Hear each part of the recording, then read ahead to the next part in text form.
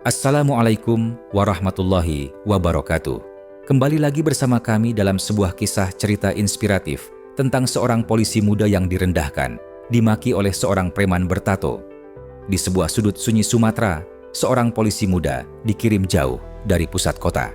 Tak ada yang tahu, tempat yang sepi itu akan jadi saksi keadilan yang meledak. Hanya karena satu tamparan. Ini bukan kisah pahlawan super, tapi tentang seseorang yang memilih diam, meski bisa menghancurkan. Sebelum kita mulai ceritanya, jangan lupa untuk tekan tombol like, subscribe, dan aktifkan lonceng notifikasinya. Karena dari kisah-kisah seperti inilah kita belajar bahwa kekuatan sejati seringkali tersembunyi di balik kesederhanaan. Kamu lagi nonton dari daerah mana aja? Tulis di kolom komentar ya, pengalaman di tempatmu. Semoga kita semua selalu diberi kesehatan, hati yang tenang, rezeki yang berkah, dan dikelilingi oleh orang-orang baik. Amin.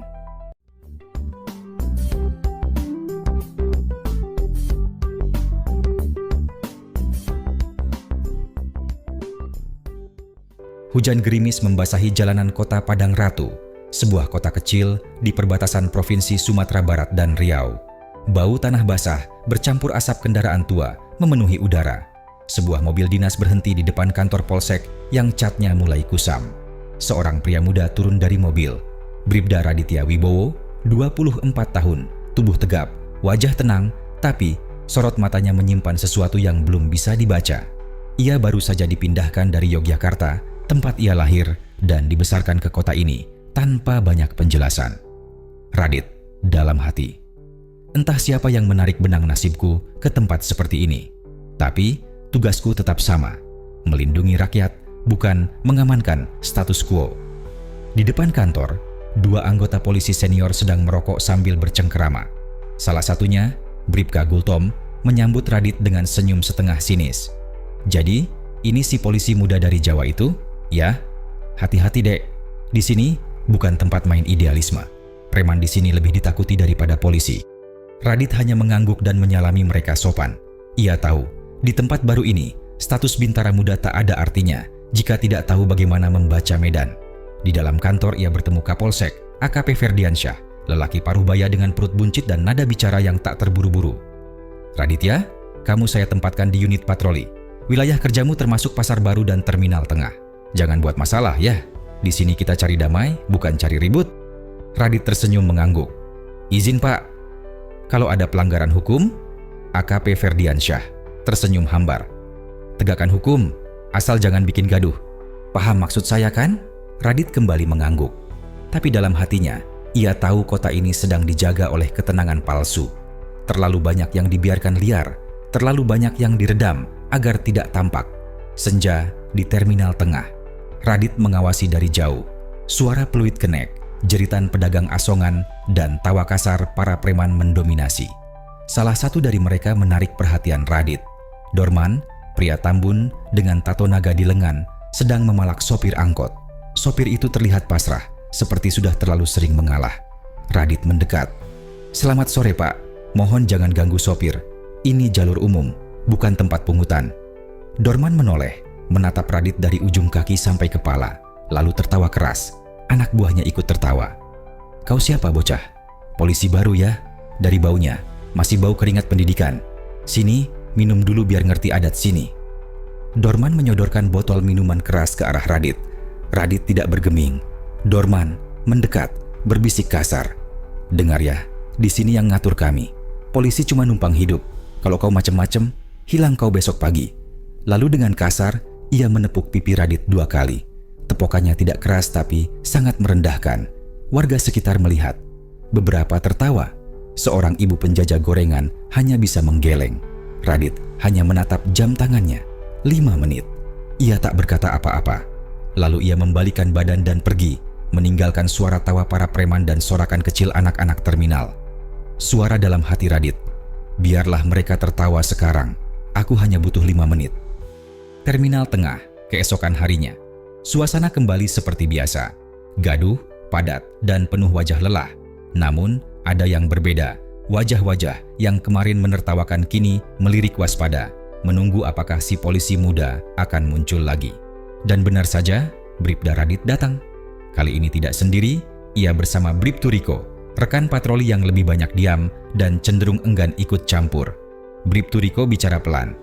"Bro, seriusan kamu balik ke sini? Dorman bisa ngamuk." Radit dengan tenang.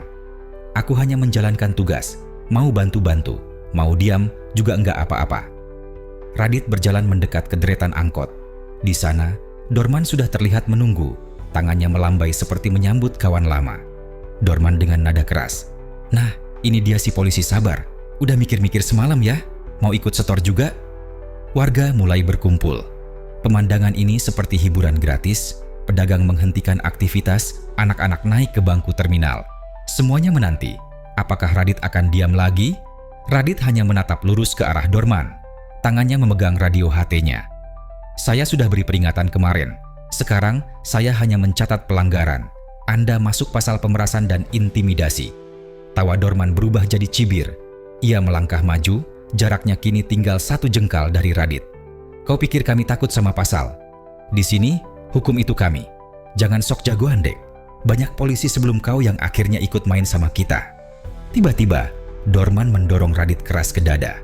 Langkah Radit mundur 1, 2, tapi ia tetap berdiri tegak. Bribtu Riko spontan melangkah maju, tapi Radit menahannya dengan lambaian tangan. Ia tetap tenang. Radit dengan tegas. "1 kali lagi Anda menyentuh saya, itu serangan terhadap aparat negara." Warga mulai saling pandang. Ada yang mengangguk pelan, ada yang tertawa gugup. Tapi mata Dorman mulai berubah, tak lagi bermain-main. Dorman mendesis. "Lihat saja nanti malam. Kau pikir kau kuat jalan sendirian di kota ini?" Radit kembali melihat jam tangannya. Kali ini tidak 5 menit, hanya butuh 1 keputusan. Ia menarik napas, lalu mengaktifkan HT. Bribda Radit melaporkan indikasi pemerasan oleh pelaku yang sama di titik terminal tengah. Memerlukan dukungan unit. Over. Namun, dari ujung HT hanya terdengar suara statis. Tak ada respon. Radit sadar ia sedang sendirian, bukan hanya secara fisik, tapi juga secara institusional. Ini lebih dari sekadar preman. Ini sistem. Di malam harinya, Radit tidak pulang ke kontrakan. Ia berdiri diam di depan terminal yang sudah sepi. Hanya cahaya lampu jalan yang temaram. Dari jauh, seseorang memperhatikannya. Seorang pria tua mendekat. Ia Pak Hasan, mantan sopir angkot yang sekarang menjual kopi keliling. "Anak muda, kau beda dari yang lain. Tapi hati-hati. Banyak yang mau diam bukan karena takut, tapi karena sudah kehilangan harapan." Radit mengangguk. "Mungkin memang bukan tugas saya mengubah semuanya. Tapi setidaknya, saya bisa mulai dari 1 titik kecil ini." Malam itu, Radit tidak tidur. Ia menulis, mencatat, dan merancang. Bukan untuk laporan, tapi untuk langkah berikutnya. 5 menit waktu diamnya kemarin, kini berubah menjadi api dalam diam. Henning masih menyelimuti terminal tengah saat fajar menyingsing. Namun di balik ketenangan itu, ada yang sedang bergerak dalam diam. Bribda Radit sudah berpakaian biasa, celana jeans dan jaket hitam. Tidak ada tanda bahwa ia seorang polisi pagi itu. Ia berjalan, menyusuri jalan-jalan sempit di belakang pasar, mendatangi sebuah bangunan tua yang tampak tak terurus. Itu markas kecil Dorman, tempat para anak buahnya biasa berkumpul sebelum menyebar ke berbagai titik pungli. Radit, dalam hati, keadilan kadang butuh diam, tapi bukan diam yang pasrah, diam yang mengatur napas sebelum menghantam. Waktu menunjukkan pukul 5.07 saat, Radit mengetuk pintu gudang dari belakang. Tak ada jawaban. Tapi ia tahu pintu itu jarang terkunci. Ia masuk perlahan. Di dalam, 3 orang pemuda anak buah Dorman sedang bermain kartu dan tertawa-tawa dengan botol miras dan plastik kecil putih berserakan di lantai. Radit segera mengeluarkan ponselnya dan merekam diam-diam, lalu menyelipkannya ke dalam kantong jaket. Setelah itu, ia mengeluarkan borgol dan pistolnya bukan untuk mengancam, tapi untuk berjaga. Radit dengan lantang, "Polisi, diam di tempat." Ketiganya kaget. 1 orang mencoba kabur ke arah belakang, tapi Radit sudah memperkirakan itu. Ia menendang meja hingga menghalangi jalan, lalu menyergap 1 persatu. Dalam waktu kurang dari 5 menit, ketiganya berhasil dibekuk. Nafas Radit memburu, tapi matanya tetap tenang. Ia segera menghubungi Polsek lewat HT. "Unit patroli, saya telah menangkap 3 orang diduga pelaku penyalahgunaan narkoba dan pemerasan di lokasi belakang Pasar Baru. Mohon bantuan evakuasi." suara statis kembali terdengar, hingga akhirnya suara dari seseorang menjawab, "Ini Riko, saya di jalan, siap bantu, lokasi sudah ditandai." Bribtu Riko, satu-satunya yang akhirnya memilih berdiri di sisi Radit. Beberapa jam kemudian, berita itu menyebar. Warga menyaksikan 3 preman digiring keluar dengan tangan terborgol. Beberapa mulai mengambil gambar. Salah satu video bocor ke media sosial, disebar oleh remaja setempat. Dengan caption video, "Polisi baru tangkap preman sendirian, respect." Jumlah penonton melonjak dalam hitungan jam. Di kolom komentar, netizen mulai menyebut-nyebut nama Bribda Radit. Di sisi lain, beberapa akun anonim mencibir, menyebut Radit cari panggung dan tak tahu aturan main di daerah itu. Di kantor Polsek, Kapolsek memanggil Radit ke ruangannya. Wajah AKP Ferdiansyah kali ini tak lagi tersenyum hambar. AKP Ferdiansyah dengan suara datar, "Radit, kamu masuk tanpa surat tugas. Kamu bertindak sendiri. Kamu tahu itu pelanggaran." Radit dengan tegas, "Saya paham, Pak. Tapi saya sudah muak melihat orang takut menjalankan tugas hanya karena aturan tidak tertulis di jalanan." AKP Ferdiansyah diam sejenak. "Kamu baru di sini. Jangan buat keributan yang membakar kita semua. Kamu pikir mereka akan diam?" Radit hanya menatap lurus. "Mereka boleh tertawa kemarin, tapi saya hanya diam 5 menit, Pak. Setelah itu, mereka tahu saya bukan untuk ditertawakan." Kapolsek tidak menjawab, tapi dari balik jendela ruangannya, ia bisa melihat kerumunan warga yang mulai berkumpul di luar, ingin melihat siapa polisi yang berani menantang Dorman. Sementara itu, di sebuah rumah besar bergaya lama di pinggiran kota, Dorman menonton video viral Radit dari ponselnya. Tangannya mengepal. Anak kecil itu sudah kelewat batas. Salah satu anggotanya berkata, "Kita sikat saja malam ini, Bang." Dorman tersenyum. "Bukan cuma sikat, kita buat dia nggak bisa jalan lagi." Radit tak tahu, 5 menit keberaniannya telah menyalakan api. Dan malam itu, api itu akan mulai diuji dengan amarah. Malam turun di kota Padang Ratu. Tapi bukan malam yang biasa. Ada sesuatu di udara ketegangan, seperti badai yang sedang menahan diri untuk tidak menerjang. Bribda Radit duduk sendiri di warung kopi Pak Hasan, mengenakan kaos polos dan celana lapangan. Ia menolak pulang ke kontrakan. Ia tahu Dorman pasti tidak tinggal diam. Pak Hasan mengaduk kopi. "Nak Radit, kau tahu mereka akan membalas, kan?" Radit menjawab pelan, "Saya tahu, Pak. Tapi kalau saya mundur sekarang, siapa lagi yang mau berdiri nanti?" Pak Hasan mengangguk pelan. Lalu dari balik warung muncul Bribtu Riko, membawa 2 bungkus nasi goreng. "Kau gila, Dit. Tapi aku rasa kegilaanmu yang bikin aku sadar. Kita ini bukan robot berseragam. Kita manusia, dan kita punya tanggung jawab." Di sisi lain kota, Dorman mengumpulkan anak buahnya. Sekitar 6 orang lengkap dengan rantai motor, balok kayu, bahkan senjata tajam. Dorman dengan geram, "Kita cari itu polisi sok jagoan. Malam ini kita buat dia nggak bisa bangun lagi, biar orang tahu siapa yang berkuasa di sini." Pukul 22.11 di warung Pak Hasan lampu tiba-tiba padam. Pak Hasan menatap keluar, wajahnya tegang. Listrik cuma mati di sekitar warung ini, bukan mati lampu biasa. Radit dan Riko langsung berdiri. Keduanya bersiap. Radit menyelipkan tongkat pendek di balik jaketnya, alat pertahanan yang ia bawa sejak pelatihan di SPN. Dari kejauhan, suara motor mendekat. Tidak satu, banyak. Riko berbisik. Mereka datang. Motor-motor berhenti di depan warung. 6 pria turun, dipimpin oleh Dorman, yang langsung berteriak, "Radit, keluar kau. Mau main jadi pahlawan? Ayo, kita selesaikan sekarang." Radit melangkah keluar pelan.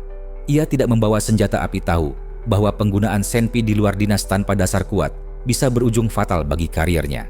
Tapi ia juga tidak datang untuk lari. Kalau memang mau menyelesaikan, kita selesaikan.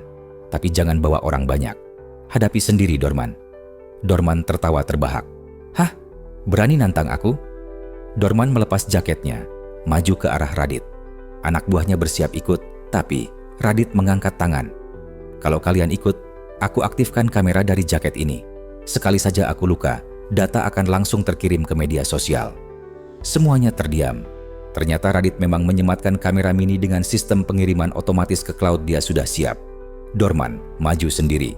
Ia ayunkan pukulan pertama. Radit menghindar, lalu menyergap pergelangan tangan Dorman, memutar tubuhnya, dan mengunci leher lawan dengan gerakan khas bela diri Polri. Dorman terhuyung, mencoba melawan. Tapi, Radit hanya menekan titik vital di bahunya. Dorman roboh. Napasnya memburu, matanya menyiratkan ketakutan. Radit dengan dingin. Ini bukan tentang berani atau tidak. Ini tentang siapa yang masih punya hati untuk berdiri saat semua orang memilih tutup mata. Anak buah Dorman tak bergerak. Mereka tak menyangka pemimpin mereka bisa kalah dalam duel terbuka.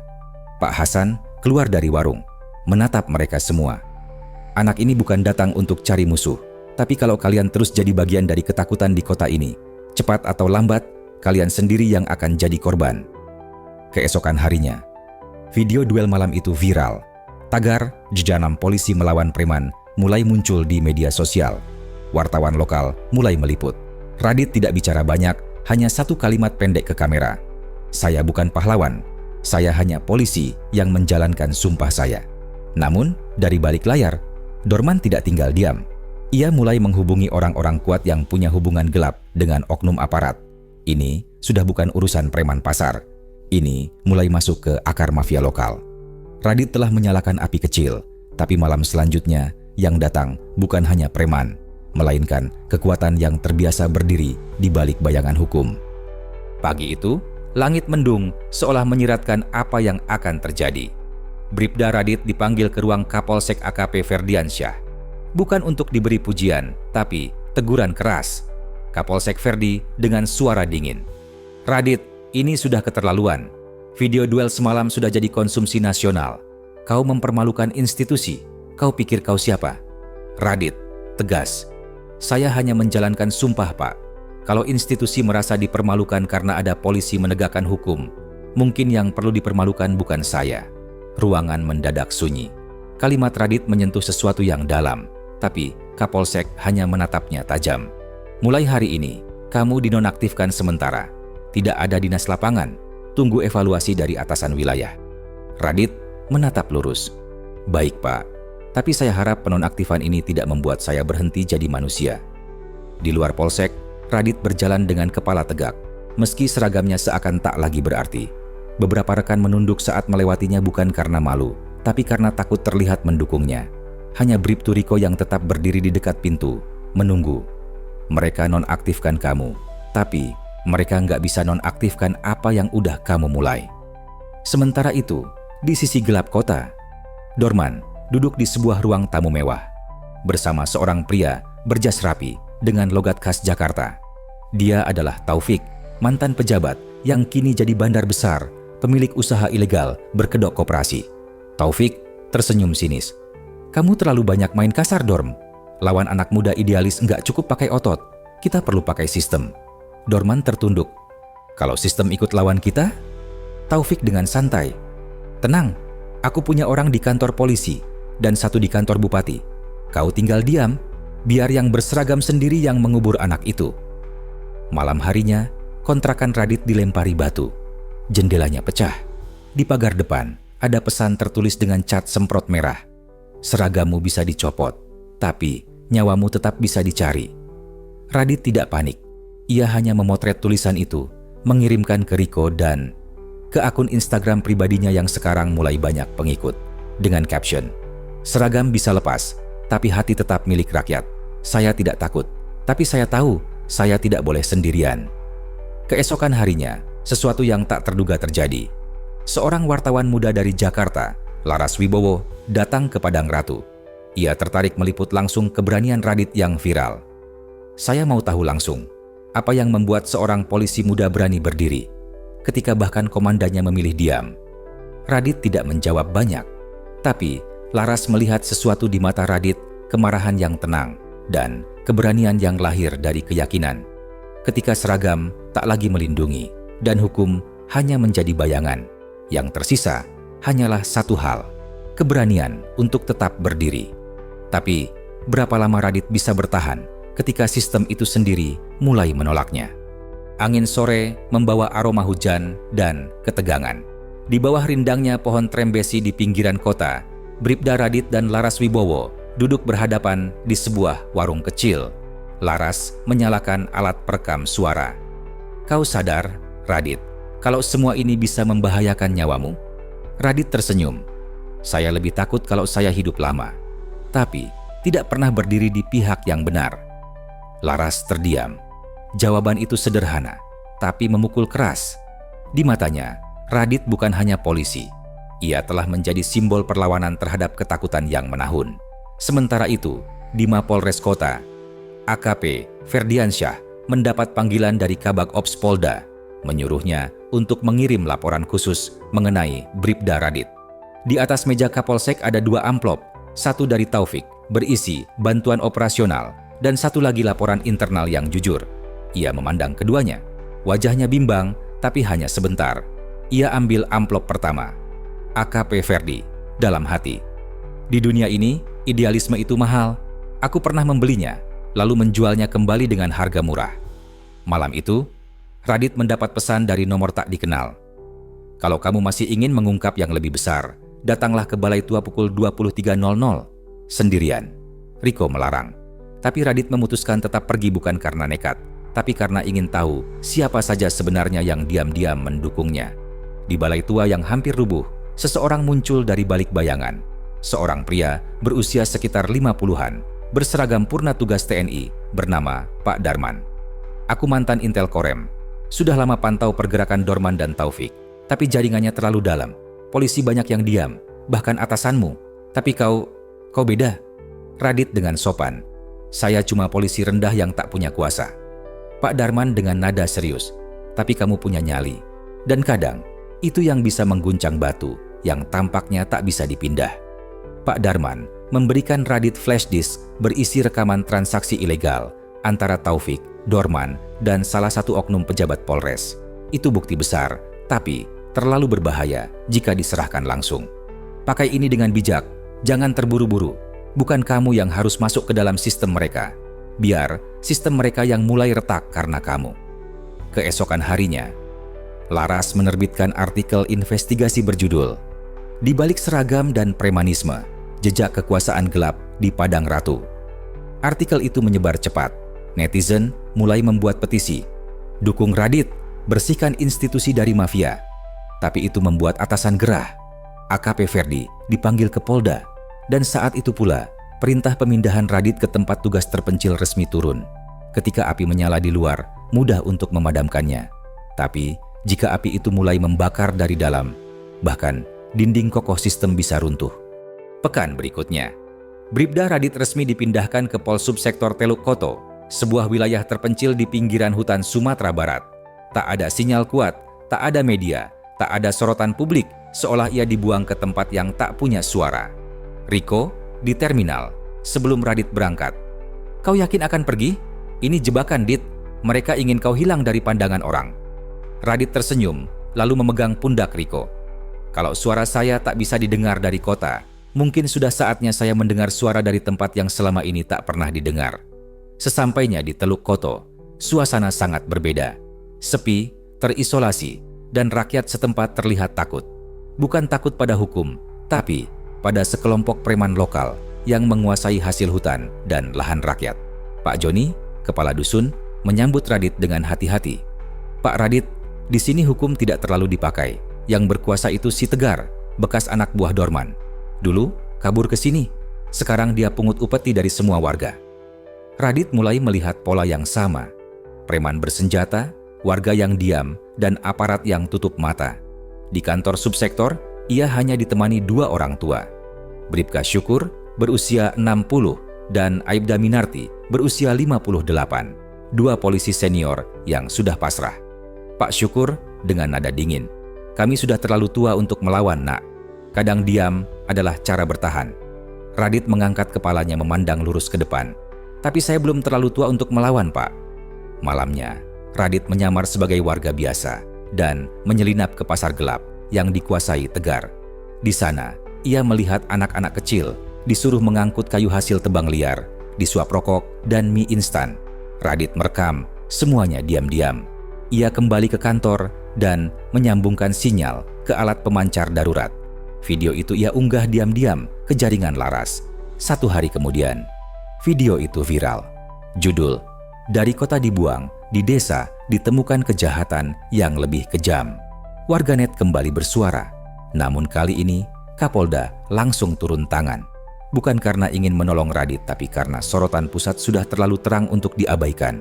Tegar dan anak buahnya menyadari video itu bocor. Malam itu, mereka menyergap kantor subsektor. Hanya 3 polisi di sana, Radit, Syukur, dan Minarti. Tapi Radit sudah siaga. Saya tak datang ke sini untuk diam. Saya datang untuk berdiri. Dan kalau perlu, saya akan berdiri sendirian. Dengan strategi cepat, mereka menutup akses masuk, memanfaatkan barang bukti lama, berupa gas air mata dan barikade kayu. Mereka bertahan hampir 2 jam, hingga bantuan dari Polres terdekat datang, setelah berita pengepungan mencuat di media nasional. Pagi harinya, Kapolres datang langsung ke lokasi. Warga Teluk Koto mulai berdiri. Mereka bersorak melihat Tegar dan anak buahnya diborgol. "Pak Joni?" menangis. "Baru kali ini kami merasa ada polisi yang benar-benar berpihak." Mereka kira Radit dibuang, tapi ternyata dari tempat ia dibuang, dia justru menyalakan cahaya yang lebih terang. Di tempat suara rakyat dibungkam, ia memberi mereka suara kembali. Nama Bribda Radit kini bukan lagi sekadar simbol perlawanan. Ia menjadi perbincangan nasional. Media menyebutnya polisi terbuang yang membakar nyali bangsa. Namun di balik sorotan itu, bahaya justru semakin besar. Di kota, Dorman gelisah. Tegar telah ditangkap, dan barang bukti di Teluk Koto mengaitkan banyak nama, termasuk Taufik, sang bandar utama. Jaringan mereka mulai retak. Taufik lewat telepon. "Kalau anak itu tidak dihentikan sekarang, semua yang kita bangun bakal runtuh. Termasuk kau, Dorm." Dorman di balik telepon suara. "Tenang, aku punya orang dalam. Sekali perintah turun dari atas, dia akan hilang, dan tak ada yang bisa membuktikan apa-apa." Sementara itu, Radit kembali ke Mapolres untuk dimintai keterangan, tapi ia justru mendapat perlakuan dingin. Sebagian besar pejabat takut terlibat, takut nama mereka muncul sebagai bagian dari jaringan lama. AKP Ferdiansyah mendekatinya di lorong belakang kantor. "Saya dulu marah padamu, tapi sekarang saya malu karena kamu melakukan apa yang tak bisa saya lakukan waktu seusiamu." Ia menyerahkan sebuah dokumen rahasia berisi daftar aset dan transfer dana ke beberapa pejabat, termasuk milik Taufik. "Pakai ini, tapi jangan percaya siapapun di sini." Laras, sang jurnalis, terus mengangkat berita, tapi ancaman mulai datang. Mobilnya dirusak, emailnya dibanjiri pesan ancaman. "Kalau aku hilang, tolong lanjutkan semua dataku. Kebenaran tidak boleh mati cuma karena satu orang dibungkam." Radit tersenyum. Kebenaran tidak butuh satu orang, tapi satu orang yang mau berdiri, bisa memulai gerakan. Radit lalu menemui seseorang yang tak disangka. Letkol Purn Didi Wirawan, mantan komandan Kodim yang dikenal bersih dan sekarang menjabat anggota Dewan Lokal. Didi dulu pernah bentrok secara prinsip dengan Taufik saat masih aktif. Letkol Didi kepada Radit, "Kau cari kemana-mana anak muda. Aku sudah lama tunggu polisi yang berani seperti kamu." Didi mengajak Radit menggandeng LSM anti korupsi dan wartawan senior dari Jakarta. Mereka merancang konferensi pers besar dengan bukti-bukti yang kini dimiliki Radit, Ferdi, dan Laras. Namun, satu malam sebelum konferensi itu digelar, Radit diculik. Saat berjalan keluar dari kontrakan, sebuah mobil gelap menjemputnya paksa. Ia dibawa ke gudang kosong, dan di sana, Taufik sendiri menatapnya. Taufik dengan dingin, "Kau pintar, tapi terlalu percaya diri. Kebenaran tak punya tempat di dunia yang kami bentuk. Dunia ini milik yang mengontrol narasi, bukan yang jujur." Radit dipukul, dihajar, tapi ia tidak menyerah. Radit berbicara, "Dunia yang kau bangun mungkin berdiri di atas ketakutan, tapi aku yakin dunia yang dibangun di atas kebenaran akan berdiri lebih lama." Saat nyaris pingsan, suara tembakan terdengar. Pasukan dari Detasemen Khusus Tipikor datang menyerbu. Letkol Didi dan Kapolsek Ferdi melacak koordinat terakhir Radit lewat ponsel cadangan yang ia sembunyikan. Taufik dan Dorman ditangkap di tempat. Mereka mencoba membungkamnya. Tapi ternyata kebenaran yang tumbuh dari nyali rakyat tidak bisa dihentikan. Tidak dengan kekuasaan, tidak dengan uang, dan tidak dengan kekerasan. 3 hari setelah penyelamatan Bribda Radit, media-media nasional membuka headline pagi itu dengan satu tajuk besar. Penyusup dalam seragam, jaringan premanisme, dan korupsi dibongkar seorang polisi muda. Radit dirawat di rumah sakit dengan luka memar di wajah dan 2 tulang rusuk retak. Tapi tekadnya tetap utuh. Ia menolak dirujuk keluar kota. Baginya, pertarungan belum selesai. Di hotel tua yang disewa oleh LSM anti korupsi, panggung darurat dibangun, mikrofon dipasang. Wartawan dari Jakarta, Medan, bahkan media internasional datang. Laras berdiri di samping panggung, sementara Radit masih berbalut perban naik perlahan ke depan. Ia berdiri di hadapan puluhan kamera dan mikrofon. Semua menanti. Radit, dengan suara pelan tapi tegas. Saya bukan pahlawan.